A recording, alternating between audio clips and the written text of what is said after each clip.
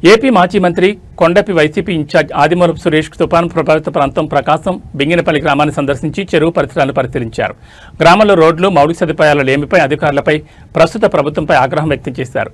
తక్షణమే ప్రభుత్వం ఈ ప్రాంత ప్రజలకు మౌలిక సదుపాయాలు కల్పించాలని డిమాండ్ చేశారు.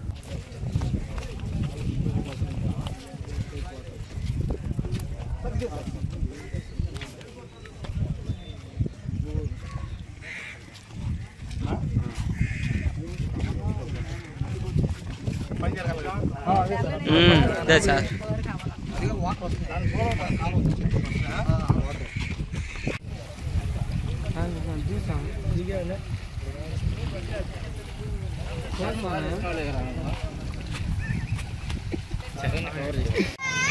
జన్మో రావా నువ్వేందన్నా బండి వస్తే ఆపు బండి